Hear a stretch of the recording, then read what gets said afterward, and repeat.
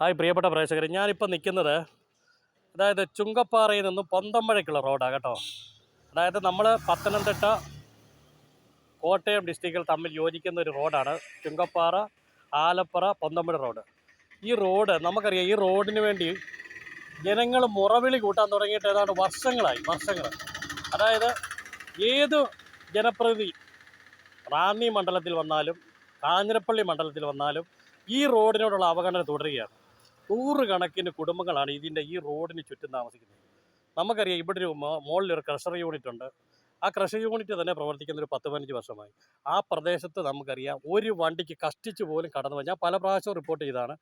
ഒരു വണ്ടിക്ക് കഷ്ടിച്ച് പോകാൻ പറ്റുന്ന ഒരു സ്ഥലമാണ് നമുക്ക് ഈ പാറമടയ്ക്ക് താഴെയുള്ള പ്രദേശം. ഒരു വണ്ടിക്ക് എതിരായിട്ട് വരുന്ന വണ്ടി ഒരു കാരണവശാലും സൈഡ് കൊടുക്കാൻ പറ്റത്തില്ല.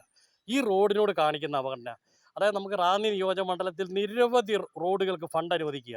25 ലക്ഷം രൂപ, 1 കോടി രൂപ MLA അനുവദിക്കുന്ന ഫണ്ടാണ്. അതുപോലെ കാഞ്ഞിരപ്പള്ളി മണ്ഡലത്തിൽ ജയരാജ് സാർ അനുവദിക്കുന്നതാണ് 1 കോടി രൂപ, 1.5 കോടി രൂപ, 25 ലക്ഷം രൂപ പക്ഷേ ഈ പ്രദേശത്തേക്ക് ഒരു കാരണവശാലും ഫണ്ട് അനുവദിക്കാൻ ഇവർ തയ്യാറല്ല.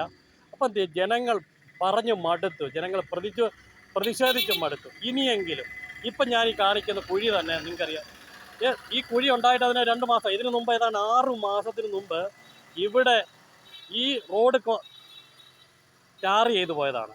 ടാർ ചെയ്ത് പോയ റോഡാണിത് കേട്ടോ.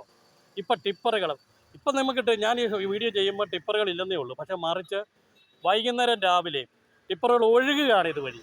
ഈ റോഡിന് തകർച്ച എന്ന് പറഞ്ഞു കഴിഞ്ഞാൽ ടിപ്പറുകളുടെ അമിത ബാഹല്യം. അതുപോലെ തന്നെ ഈ റോഡിന് നേരെ BNC നിലവാരത്തിൽ റോഡ് പണിയണമെന്ന് നിർബന്ധമുണ്ടെങ്കിലും BNC നിലവാരത്തിലല്ല റോഡ്. സാധാരണ പണ്ട് നമ്മൾ പണിതുകൊണ്ടിരിക്കുന്ന സിസ്റ്റത്തിലാണ് ഇപ്പോൾ റോഡ് പണിതുകൊണ്ടിരിക്കുന്നത്. ഇതിന് അടിയന്തരമായിട്ട് മാറ്റം വരുത്തും നമ്മൾ പ്രതീക്ഷിക്കുന്നു. നന്ദി, നമസ്കാരം. അടുത്തൊരു വീഡിയോ കാണുന്നവരെ നമസ്കാരം. Okay, thank you.